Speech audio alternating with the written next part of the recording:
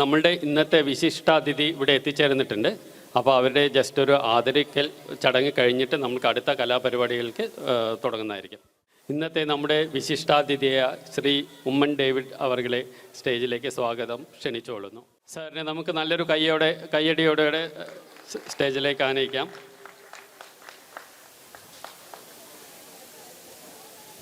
അടുത്തതായിട്ട് നമ്മുടെ കേരളീയ സമാജം ഡോംബിവലിയുടെ മുൻകാല പ്രവർത്തകരായ ശ്രീ AP വാസു അവരുടെ സ്റ്റേജിലേക്ക് സാദരം ക്ഷണിച്ചുകൊള്ളുന്നു.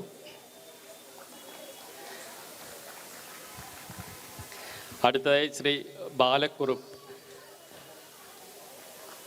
ബാലക്കുറുപ്പ് അദ്ദേഹത്തെയും സ്റ്റേജിലേക്ക് സാദരം ക്ഷണിച്ചുകൊള്ളുന്നു. പിന്നെ നമ്മളുടെ ഒരു മെമ്പറും വിദ്യാഭ്യാസ രംഗത്തെ വർഷങ്ങളായി തുടർന്നുകൊണ്ട് പോകുന്ന ശ്രീ വാസവൻ സാറിനെയും സ്റ്റേജിലേക്ക് സാദരം ക്ഷണിച്ചുകൊള്ളുന്നു. അതുപോലെ തനിമ സാംസ്കാരിക വേദി ട്രസ്റ്റിൻ്റെ പ്രസിഡന്റ് ശ്രീ മനോജ് അവർകൾ, സെക്രട്ടറി ശ്രീ സോണു സത്യദാസ്, ട്രഷറർ ശ്രീ വിദേഹ് എന്നിവരെയും സ്റ്റേജിലേക്ക് സാദരം ക്ഷണിച്ചുകൊള്ളുന്നു.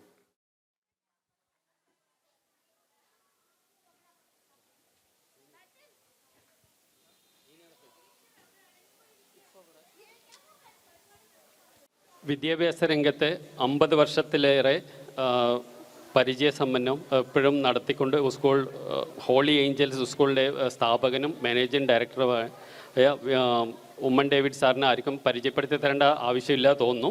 എന്നാലും ചെറുതായിട്ടൊരു ഇൻട്രൊഡക്ഷൻ എല്ലാവർക്കും തരുന്നതാണ്. അധ്യാപന ജീവിതത്തിൻ്റെ സുവർണ ജൂബിലി തിളക്കത്തിൽ ഡോക്ടർ ഉമ്മൻ ഡേവിഡ് സർ വിദ്യാഭ്യാസ രംഗത്ത് മികവുറ്റ സേവനങ്ങൾക്ക് ബ്രിട്ടീഷ് പാർലമെൻറ്റ് ഹൗസിൽ നിന്നും മഹാത്മാഗാന്ധി പുരസ്കാരം തുടങ്ങി നിരവധി അംഗീകാരങ്ങൾ നേടിയിട്ടുള്ള ഡോക്ടർ ഉമ്മൻ ഡേവിഡ് മഹാമാരിയിൽ ദുരിതത്തിലായവർക്കും പ്രളയക്കെടുതിയിൽ വലഞ്ഞവർക്കും സമയോചിതമായ സഹായങ്ങൾ എത്തിച്ചു നൽകുന്നതിൽ പങ്കുവഹിച്ച് ശ്ലാഘനീയമാണ്.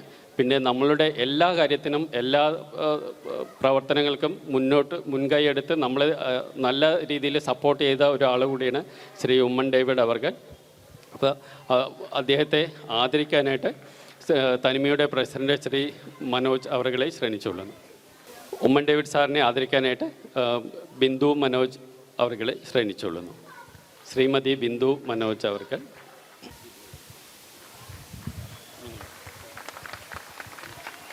മൊമെൻ്റോ കൊടുത്ത് ആദരിക്കാനായിട്ട് ശ്രീ മനോജ് അവർകളെ ക്ഷണിച്ചുകൊള്ളുന്നു.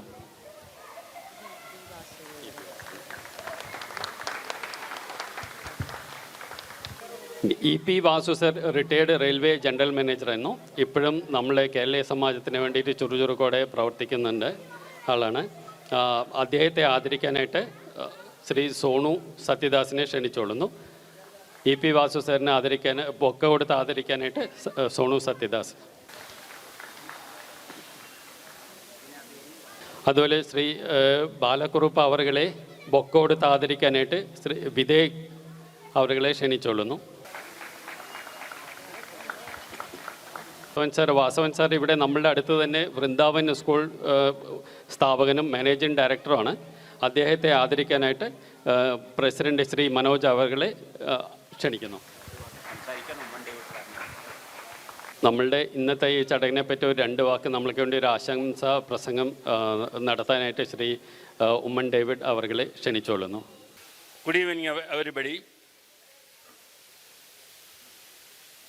വേദിയിലിരിക്കുന്ന എൻ്റെ പ്രിയമുള്ള സുഹൃത്തുക്കളെ, അതിൽ പ്രത്യേകിച്ച് എനിക്ക് എടുത്തു പറയേണ്ടത് എൻ്റെ സുഹൃത്ത് ശ്രീമാൻ EP വാസു, വേറൊരു സുഹൃത്ത് ശ്രീ ബാലക്കുറുപ്പ്, വൃന്ദാവൻ സ്കൂളിൻ്റെ എല്ലാമായ ശ്രീ വാസവൻ, ശ്രീ സോണു ആൻഡ് ശ്രീ വിദേഹ്,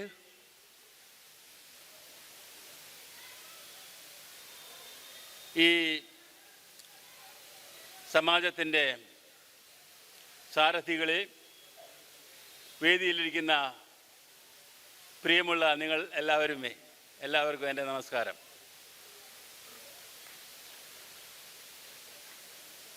കഴിഞ്ഞ വർഷത്തിൽ ഈ തനിമ സാംസ്കാരിക വേദിയുടെ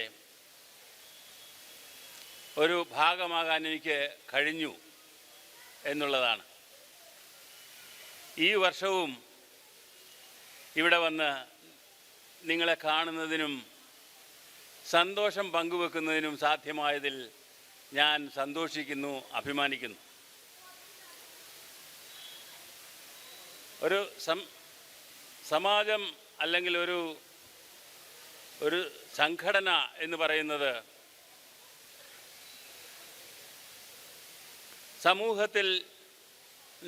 സമൂഹത്തിൻ്റെ പ്രതിബദ്ധതയുള്ള ആളുകളുടെ ഒരു കൂട്ടായ്മയാണ്. നമ്മൾ മലയാളികൾ എവിടെയാണെങ്കിൽ തന്നെയും ആ ഒരു കൂട്ടായ്മയിൽ കൂടെ പ്രവർത്തിക്കുക, അന്യോന്യം സ്നേഹം പങ്കിടുക, കലാ സാംസ്കാരിക വേദികളിൽ നാം പങ്കെടുക്കുക എന്നുള്ളതൊക്കെ സർവ്വസാധാരണമാണ്. ധാരാളം സംഘടനകൾ ഉണ്ടാകാം, എങ്കിൽ തന്നെയും സംഘടനയിൽ പെട്ട് പ്രവർത്തിക്കുക എന്നുള്ളത് ഒരു പ്രത്യേക അനുഭവമാണ്.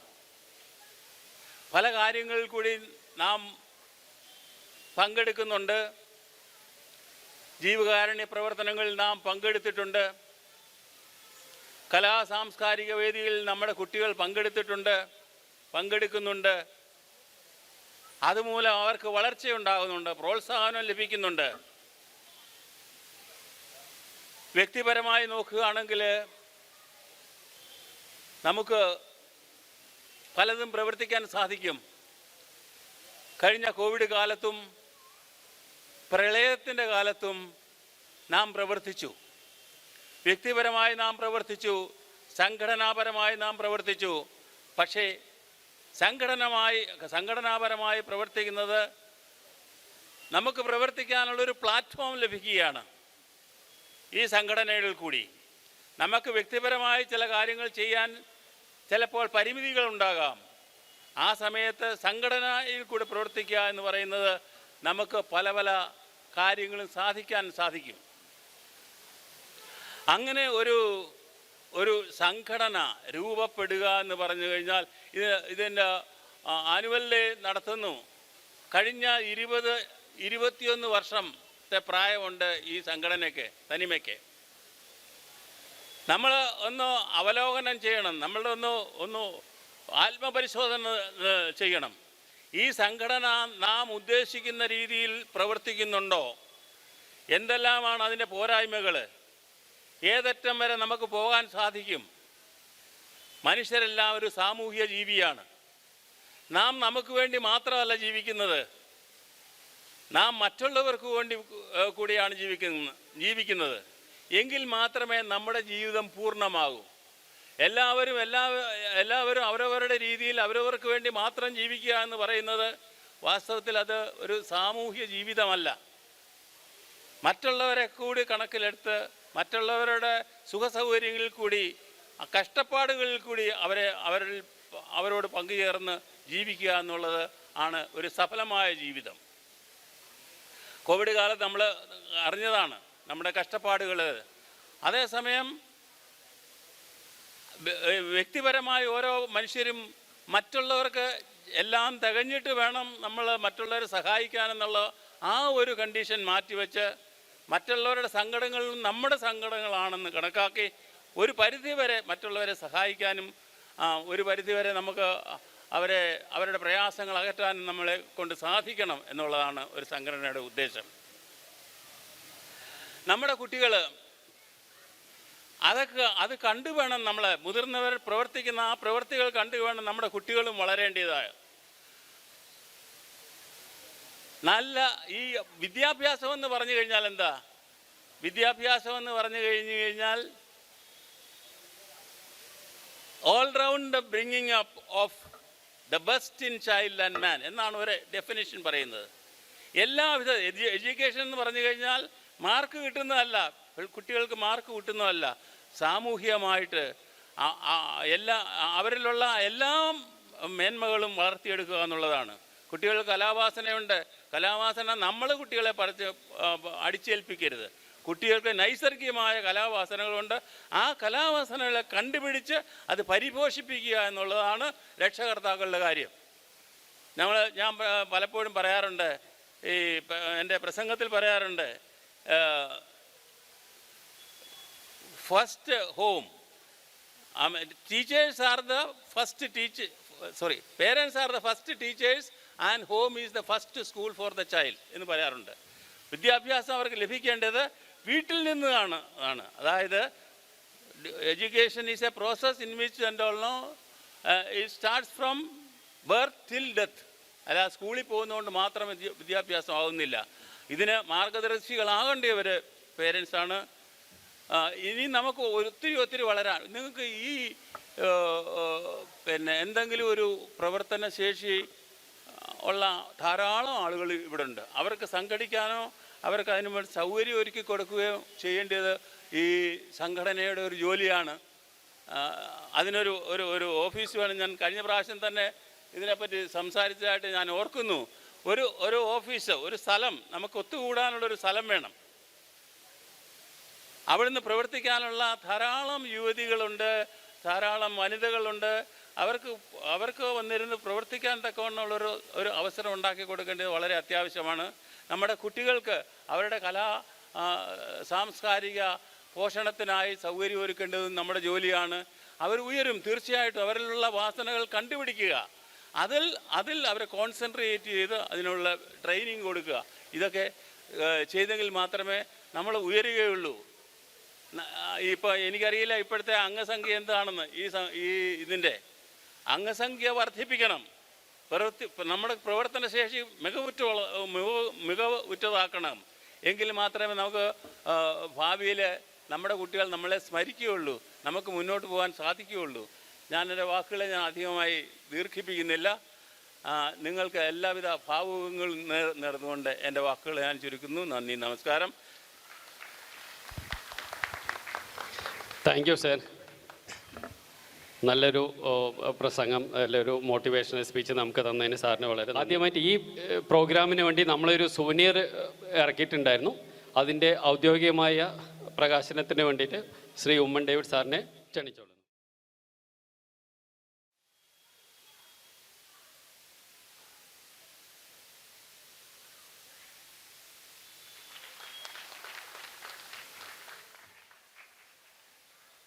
അടുത്തായി നമ്മളിവിടെ ഒരു മലയാളം ക്ലാസ് നടന്നു വരുന്നുണ്ട്. എല്ലാവർക്കും അറിയാത്തവർ അറിയുക. മലയാളം ക്ലാസ് ആഴ്ചയിൽ 2 ദിവസം വെച്ചിട്ട് സാറ്റർഡേ സൺഡേ ആയിട്ട് നടത്തുന്നുണ്ട്. പ്രായഭേദമന്യേ എല്ലാവർക്കും അതിൽ ചേരാവുന്നതായിട്ട് ഫീസൊന്നും കൊടുക്കേണ്ട ആവശ്യമില്ല. മലയാളം അറിയാത്ത കൊച്ചു കുട്ടികളായാലും രക്ഷകർത്താക്കളായാലും അതിൽ ചേരുക. അപ്പോൾ അതിന് അവരുടെ സമയവും ഇതെല്ലാം മാറ്റി വെച്ചുകൊണ്ട് ഈ കുട്ടികളെ പഠിപ്പിക്കാനായിട്ട് നമ്മുടെ തനിമയുടെ മെമ്പേഴ്സ് തന്നെയായ 3 ടീച്ചർമാരുണ്ട്. ആ ടീച്ചർമാരെ ആദരിക്കാനായിട്ട് ഞാൻ സ്റ്റേജിലേക്ക് വിളിക്കുന്നു.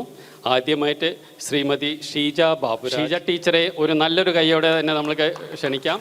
ഷീജ ടീച്ചറെ മൊമെൻ്റോ കൊടുത്ത് ആദരിക്കാനായിട്ട് ശ്രീ ഉമ്മൻ ഡേവിഡ് സാറെ ക്ഷണിച്ചുകൊള്ളുന്നു.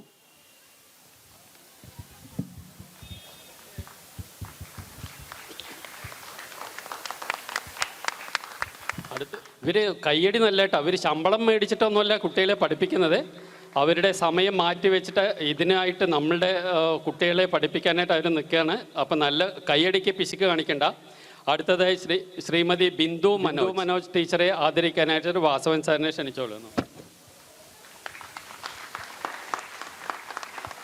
അടുത്തത് അശ്വതി സോണു. അടുത്ത ടീച്ചർ അശ്വതി ടീച്ചറെ ആദരിക്കാനായിട്ട് ശ്രീ വാസു സാറിനെ ക്ഷണിച്ചോളുന്നു. EP വാസു. അതുപോലെ തന്നെ തനിമയുടെ അണ്ടറിൽ തന്നെ ഒരു ഡാൻസ് ക്ലാസ് 18 വർഷമായിട്ട് നടത്തി വരുന്നുണ്ട്. അപ്പോൾ ആ ഡാൻസ് പഠിപ്പിക്കാനായിട്ട് ഡാൻസ് ടീച്ചർ ഗോകുല ഗോപി ടീച്ചറെയും ക്ഷണിച്ചോളുന്നു. ടീച്ചറെ ആദരിക്കാനായിട്ട് ശ്രീ ബാലക്കുറുപ്പ് സാറെ ക്ഷണിച്ചോളുന്നു. കയ്യടി കുറഞ്ഞു പോയില്ലേ എന്നൊരു സംശയമുണ്ട്. 2022-23 കാലയളവിൽ HSC SSC സ്റ്റുഡൻസിന് നമ്മൾ എല്ലാ വർഷവും കൊടുക്കുന്ന പോലെ ഏറ്റവും കൂടുതൽ മാർക്ക് കിട്ടിയ 2 കുട്ടികളെ ആദരിക്കലാണ്. ആ കുട്ടികളോ കുട്ടികളുടെ രക്ഷകർത്താക്കളോ ഇവിടെ ഉണ്ടെങ്കിൽ പെട്ടെന്ന് എത്തിച്ചേരേണ്ടതാണ്. ശ്രീനിധി എസ് എസ് സിയിൽ 2022-23 ശ്രീനിധി നായർ 96.5ഓടെ SSC പാസ്സായ കുട്ടിയാണ്. ശ്രീനിധി നായർ പഠിച്ച് 96.5 മാർക്ക് മേടിച്ചത് കയ്യടി പോരാ, നമ്മൾക്കിതെങ്കിലും കൊടുക്കാൻ പറ്റും. അപ്പോൾ ശ്രീനിധിയെ ആദരിക്കാനായിട്ട് ശ്രീ ഉമ്മൻ ഡേവിഡ് സാറിനെ ക്ഷണിച്ചുകൊള്ളുന്നു. ഒരു ചെറിയൊരു ക്യാഷ് പ്രൈസാണ്. തനിമ സാംസ്കാരിക വേദി ട്രസ്റ്റിൻ്റെ പേരിൽ ചെറിയൊരു ക്യാഷ് അവാർഡ് നൽകുന്നത് ശ്രീ ഉമ്മൻ ഡേവിഡ് സാറാണ്.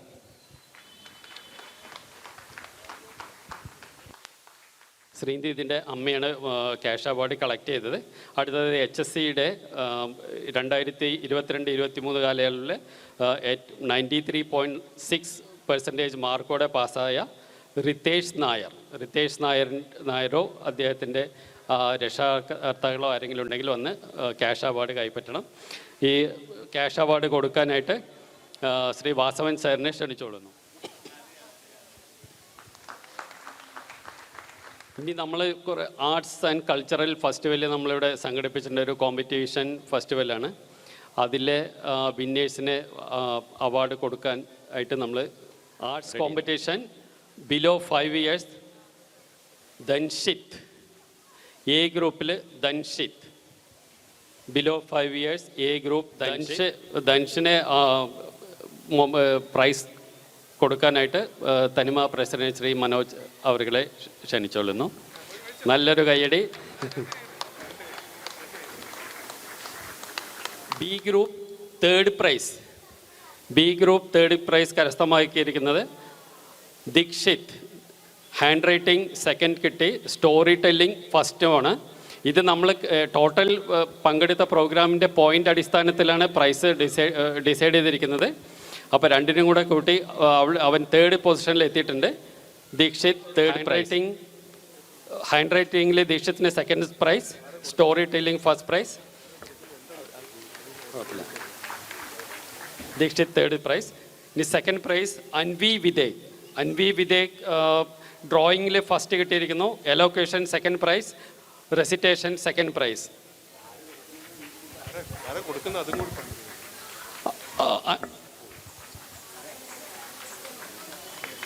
അടുത്ത ഫസ്റ്റ് പ്രൈസ് കിട്ടിയിരിക്കുന്നത് ആദിത്യ സോണുവിന് പ്രൈസ് കൊടുക്കാനായിട്ട് ശ്രീ ഉമ്മൻ ഡേവിഡ് സാറിനെ ക്ഷണിച്ചുകൊള്ളുന്നു. ആദിത്യ സോണു എലോക്കേഷനിൽ 1st prize, recitation 1st prize, handwriting 1st prize, story telling 2nd, drawing 2nd. Group 3rd prize Gauri Sreejith. C group 3rd prize Gauri Sreejith, ഡ്രോയിങ്ങിൽ 2nd prize, handwriting 2nd prize. Gauri ശ്രീത്തിൻ്റെ ആരെങ്കിലും parents രക്ഷിതാകർത്താക്കൾ ആരെങ്കിലും ഉണ്ടെങ്കിൽ 2nd prize. C group 2nd prize Ananya റോസിന് കിട്ടിയിരിക്കുന്ന elocution 1st prize, handwriting 2nd prize. Ananya Rose 1st prize കരസ്ഥമാക്കിയിരിക്കുന്നത് അദിത് വിദേക് ഡ്രോയിങ്ങിൽ 1st prize, handwriting 1st prize. C group 1st prize Adith Videk. അദിത്തിന് സമ്മാനം കൊടുത്ത് ആദരിക്കാനായിട്ട് ശ്രീ വാസവൻ സാറിനെ ക്ഷണിച്ചുകൊള്ളുന്നു. അടുത്ത കൺസലേഷൻ പ്രൈസാണ് ഫിയോൺ ജോമോൻ കരസ്ഥമായിരിക്കുന്നത് elocution 2nd prize, recitation consolation. Elocution 2nd, recitation. E P Vasu സാറിനെ ക്ഷണിച്ചുകൊള്ളുന്നു സമ്മാനദാനത്തിനായിട്ട്. ഫിയോൺ ജോമോൻ. ഇനി ഒരു ഓപ്പൺ കാറ്റഗറിയാണ് അന്താക്ഷരി 3rd പ്രൈസ് കരസ്ഥമാക്കി Sathi Vasudevan, Sheeja Baburaj, Manoj IG 3rd prize. Shri Balakurup അവർകളെ ക്ഷണിച്ചുകൊള്ളുന്നു. അടുത്ത 2nd പ്രൈസ് കരസ്ഥമാക്കിയിരിക്കുന്നത് ചന്ദ്രിക മുരളി, ജയന്തി മനോജ്, ലക്ഷ്മി സിദ്ധു. ബാലക്കുറുപ്പ് സാറിനെ തന്നെ ക്ഷണിച്ചുകൊള്ളുന്നു. ചന്ദ്രിക മുരളി, ജയന്തി മനോജ്, ലക്ഷ്മി സിദ്ധു. ഇത് നല്ലൊരു കോമ്പറ്റീഷനാണ്. അവരതിന് വിന്നേഴ്സാണ്. കൈയടിച്ച് പ്രോത്സാഹിപ്പിക്കാം. 1st പ്രൈസ് അനിത രവി, അശ്വതി കൃഷ്ണൻ, നല്ലൊരു കയ്യടി. And Bindu Manoj. E P Vasu സാറിനെ ക്ഷണിച്ചുകൊള്ളുന്നു ഇവരെ സമ്മാനദാനത്തിനായിട്ട്.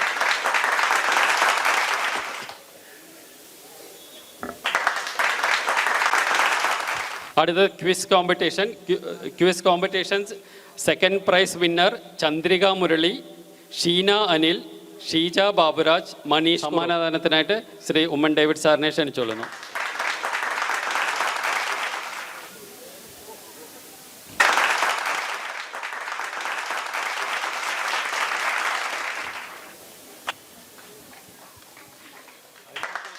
Quiz competition first prize Manoj CS, Bindu Manoj, Aswathy Krishnan, Anitha Ravi. സമ്മാനദാനത്തിനായിട്ട് ശ്രീ വാസവൻ സാറിനെ ക്ഷണിച്ചോളുന്നു.